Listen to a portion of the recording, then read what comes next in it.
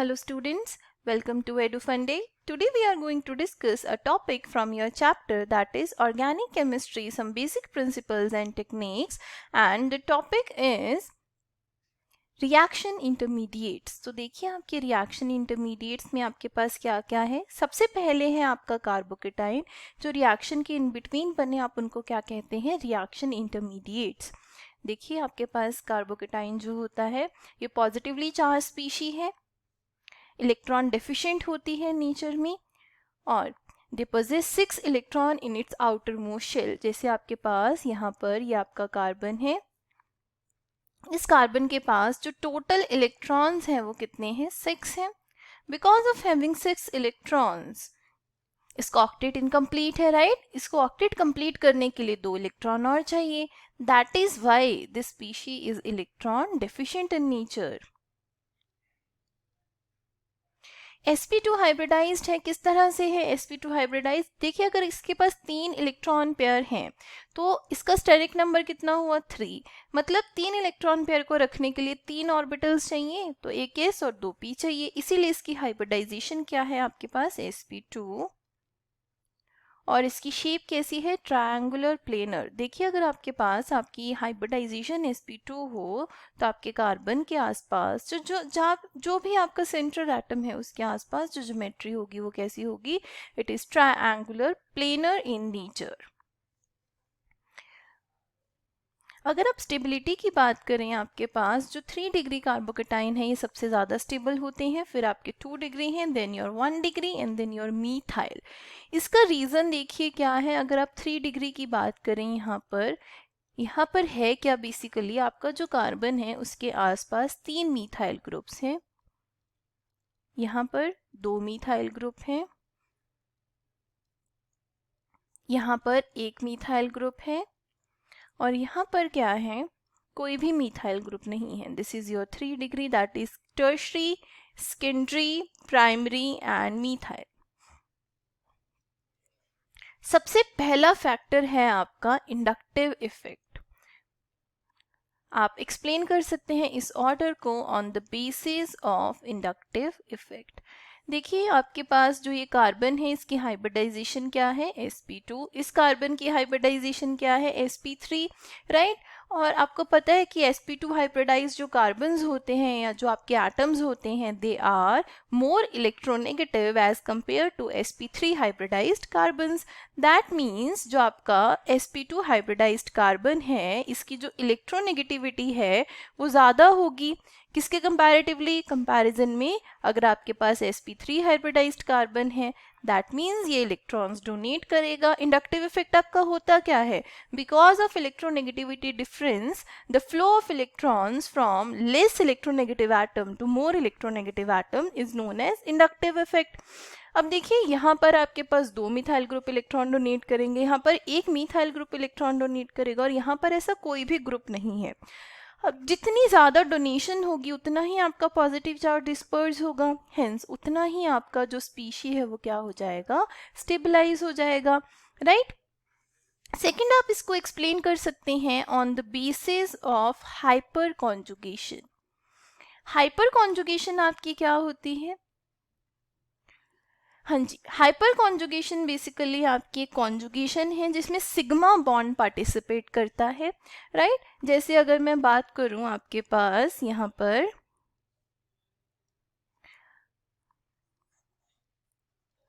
पर हम बना लेते हैं आपका कोई भी एक मॉलिक्यूल, लाइक इसी को बना लेते हैं यहाँ पर hydrogen, hydrogen, hydrogen and CH2 positive. होगा क्या, आप सबसे पहले देखेंगे इसके ऊपर अल्फा हाइड्रोजन्स कितने हैं। ये जो आपका स्पीशी है इसके साथ वाला कार्बन अल्फा कार्बन, और इसके ऊपर जो हाइड्रोजन्स हैं दे आर अल्फा हाइड्रोजन्स। तो कितने अल्फा हाइड्रोजन है, 3 अल्फा हाइड्रोजन्स। होगा क्या, ये अल्फा हाइड्रोजन अपने इलेक्ट्रॉन्स डोनेट कर देगा और क्या बना लेगा, देखिए इस तरह से आपके पास स्पीशी बन जाएगी यहाँ पर, राइट। अब देखिए जितने आपके पास अल्फा हाइड्रोजन होंगे उतनी ही ऐसी स्ट्रक्चर्स बनेंगी। जैसे यहाँ पर 3 है तो यहाँ पर कितनी हाइपर कॉन्जुगेटिंग स्ट्रक्चर्स बनेंगी, 3। यहाँ पर देखिए 3 + 3 6, और यहाँ पर कितनी बनेंगी, 3 + 3 + 3 9 hyper conjugating structures, right. More is a hyper conjugating structures, more is the stability, क्योंकि जितना आपका पॉजिटिव चार्ज डिस्पर्स होगा उतना ही ज्यादा वो स्टेबलाइज होगा, राइट। सो आप बोल सकते हैं due to the combined effect of hyperconjugation and inductive effect, this is your required order of stability of your carbonium ion और कार्बोकेटायन, राइट। नेक्स्ट आपके पास है यहाँ पर, इन्होंने आपको बताया है It can accept an electron pair from a nucleophile to form a covalent bond. अब देखिए आपके पास जो ये स्पीशीज है इनके ऊपर पॉजिटिव चार्ज है, दैट मीन्स इनके ऊपर इलेक्ट्रॉन डेफिशिएंसी है, तो ये क्या कर सकते हैं, आपके न्यूक्लियोफाइल के पास जो इलेक्ट्रॉन पेयर है उसको एक्सेप्ट कर सकते हैं to form a covalent bond, right.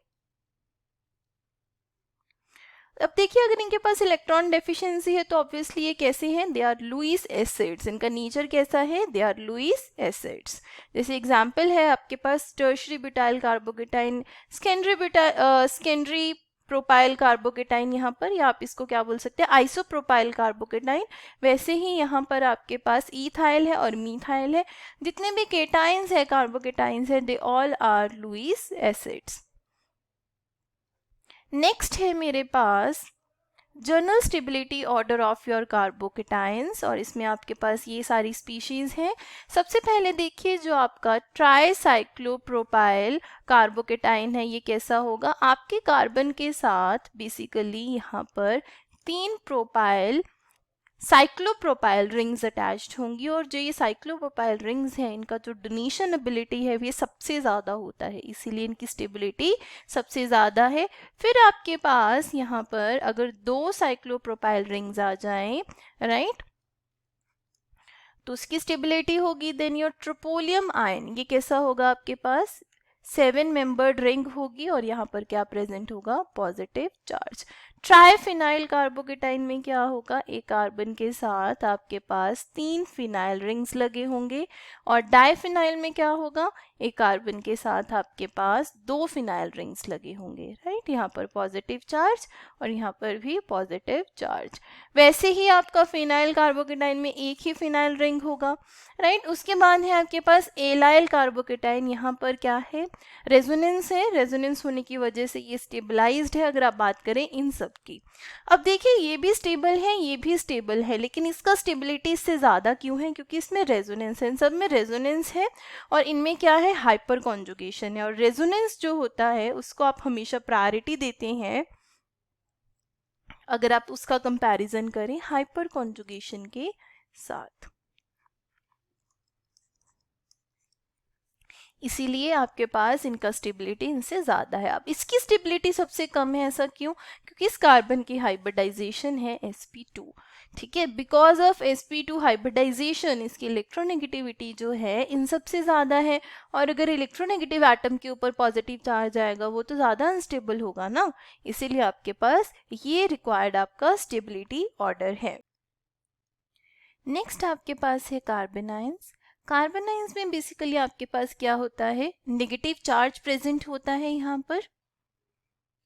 They are electron rich species. Why they are electron rich species, देखिए यहाँ पर जो आपका कार्बन है उसके ऊपर नॉन बॉन्डिंग इलेक्ट्रॉन्स प्रेजेंट है, एक लोन पेयर प्रेजेंट है। Because of presence of this lone pair this species is electron rich in nature. Next है आपके पास, देखिए यहाँ पर 8 इलेक्ट्रॉन्स कंप्लीट हैं, दैट मीन्स ये आपके पास जो स्पीशी है इसका ऑक्टेट कंप्लीट है। अब यहाँ पर अगर आप स्टेरिक नंबर देखेंगे कितना है, एक इलेक्ट्रॉन पेयर यहाँ, एक यहाँ, एक यहाँ, एक यहाँ, तो टोटल 4 है। तो 4 इलेक्ट्रॉन पेयर को प्लेस करने के लिए आपको 4 क्या चाहिए, ऑर्बिटल्स चाहिए, इसलिए इसकी हाइब्रिडाइजेशन क्या है यहाँ पर sp3। और इसकी शेप कैसी होगी, पिरामिडल होगी। देखिए कुछ इस तरह से इसकी शेप होगी, ऊपर लोन पेयर होगा, लेकिन लोन पेयर को हम नहीं दिखाएंगे क्योंकि शेप में लोन पेयर को इंक्लूड नहीं करते हैं। और अगर आप इसका शेप देखेंगे ये कैसा है, it is pyramidal in nature, right. Next देखिए अगर हम बात करें हाँ जी, जो आपके कार्बन आयंस हैं they can donate an electron pair to an electrophile to form a covalent bond. That means ये इलेक्ट्रॉन पेयर डोनेट कर सकते हैं, दैट मीन्स ये न्यूक्लियोफाइल की तरह बिहेव कर सकते हैं। ऑब्वियसली अगर इनके ऊपर लोन पेयर है तो ये न्यूक्लियोफाइल की तरह बिहेव कर सकते हैं। और ये लुईस बेसिस हैं। लुईस बेसिस कौन से होते हैं? दो species which are electron rich in nature are known as Lewis bases. और एग्जाम्पल देखिए आपके पास क्या है, मीथाइल कार्बोनाइन। वैसे मीथाइल आपका मीथाइल है, प्राइमरी है, सेकेंडरी है, टर्शियरी, सारे क्या होंगे आपके लुईस बेसिस। और अगर आप स्टेबिलिटी ऑर्डर की बात करें, आपके कार्बोनाइन की स्टेबिलिटी ऑर्डर की बात करें, तो बिल्कुल जैसा कार्बोकेटाइन का ऑर्डर था बिल्कुल वैसा है, बस ऑपोजिट है। अब ऐसा क्यों है, ये आप बहुत इजीली समझ सकते हैं इस बात को कि यहाँ पर नेगेटिव चार्ज है, यहाँ पर नेगेटिव चार्ज है, और यहाँ पर भी क्या है, नेगेटिव चार्ज है, और यहाँ पर भी नेगेटिव चार्ज है। अब आपको पता है कि मीथाइल डोनेट करेंगे, जितनी ज़्यादा डोनेशन होगी उतना नेगेटिव चार्ज क्या हो जाएगा, इंटेंसिफाई हो जाएगा।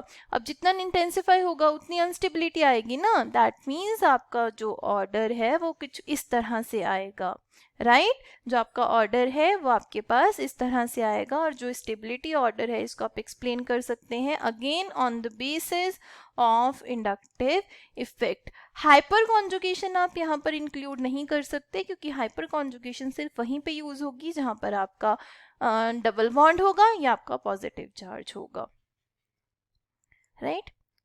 नेक्स्ट देखिए आपके पास स्टेबिलिटी ऑर्डर बताया हुआ है। सबसे पहले है आपके पास यहाँ पर, हाँ जी, फर्स्ट ऑर्डर है जिसमें आपके पास यहाँ पर sp हाइब्रिडाइज्ड कार्बन है, यहाँ पर sp2 हाइब्रिडाइज्ड कार्बन है, और यहाँ पर sp3 हाइब्रिडाइज्ड कार्बन है।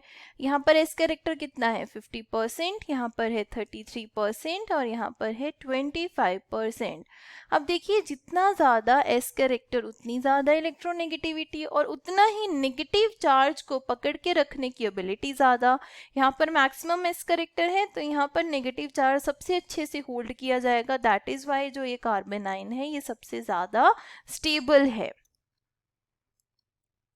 सेकेंड अपना जो आपका नेक्स्ट ऑर्डर है उसमें देखिए उन्होंने बोला है कि जो आपके एलाइल और बेंजाइल कार्बोनाइंस है ये ज़्यादा स्टेबल होते हैं आपके एल्काइल कार्बोनाइन से। ऐसा क्यों है, क्योंकि अभी जस्ट मैंने आपको समझाया था कि यहाँ पर क्या पॉसिबल है, यहाँ पर आपकी रेजोनेंस पॉसिबल है। Because of resonance they are more stable. वही अगर मैं यहाँ पर देखिए इसको ड्रॉ करूं, यहाँ पर CH2 नेगेटिव को ड्रॉ करूं, ये भी आपके पास स्टेबल है because of conjugation, because of resonance, आपका नेगेटिव चार्ज डिस्पर्स हो रहा है।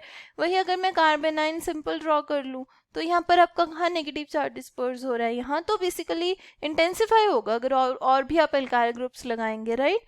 तो यहाँ पर भी अगर रेजोनेंस है तो रेजोनेंस आपका जो कार्बोनाइन है उसको क्या करेगा, स्टेबलाइज करेगा। Resonance is directly proportional to stability of your carbanion, right.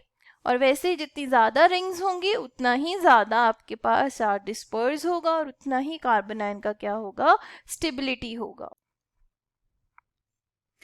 तो नेक्स्ट है हमारे पास यहाँ पर आपके अगेन कार्बोनाइन का स्टेबिलिटी ऑर्डर। यहाँ पर आप देखिए, यहाँ पर जो आपका नाइट्रो ग्रुप है उसका नेचर कैसा है, it is electron withdrawing in nature. देखिए अगर आपकी जो रिंग है उसके साथ जो डायरेक्टली अटैच्ड एटम है अगर उसके साथ हो आपके पास डबल बॉन्ड, राइट, अगर वहाँ पे डबल बॉन्ड हो तो वो हमेशा रिंग से इलेक्ट्रॉन्स अपनी तरफ लेंगे। और अगर आपका जो डायरेक्टली अटैच्ड एटम है, जैसे यहाँ पर ये रिंग के साथ डायरेक्टली अटैच्ड एटम है और इसके ऊपर है लोन पेयर, तो ये हमेशा रिंग में इलेक्ट्रॉन्स डोनेट करेंगे। दैट मीन्स ये इलेक्ट्रॉन रिलीजिंग ग्रुप है और ये इलेक्ट्रॉन विड्रॉइंग ग्रुप है। इलेक्ट्रॉन विड्रॉइंग ग्रुप क्या करेगा, इस नेगेटिव चार्ज को डिस्पर्स करेगा, राइट। जितना नेगेटिव चार्ज डिस्पर्स होगा उतनी ही ज़्यादा स्टेबिलिटी आएगी, इसीलिए आपका स्टेबिलिटी ऑर्डर क्या होगा, सबसे पहले ये, फिर ये और फिर ये। अब यहाँ से अगर आप देखें ये न्यूट्रल है, यहाँ पर इलेक्ट्रॉन रिलीजिंग ग्रुप है, ये बेसिकली आपके नेगेटिव चार्ज को यहाँ क्या कर देगा, ये इंटेंसिफाई कर देगा। और नेगेटिव चार्ज इंटेंसिफाई होने की वजह से यहाँ पर जो इलेक्ट्रॉन डेंसिटी है वो ज़्यादा हो जाएगी और अनस्टेबिलिटी आएगी। यहाँ पर ऐसा कोई भी फैक्टर नहीं है, राइट। तो ये आपका पर्टिकुलर स्टेबिलिटी ऑर्डर आएगा। हाँ जी, नेक्स्ट है आपके पास कार्बन फ्री रेडिकल्स। जो कार्बन फ्री रेडिकल्स हैं, the species having trivalent carbon atom bearing no charge and having odd electron और unpaired electrons is known as free radical. ये जो आपकी स्पीशीज है, ये ट्राइवेलेंट आपके पास कार्बन एटम होता है जिस पर कोई भी चार्ज नहीं होता, बट ये ऑड इलेक्ट्रॉन स्पीशीज होती हैं आपकी।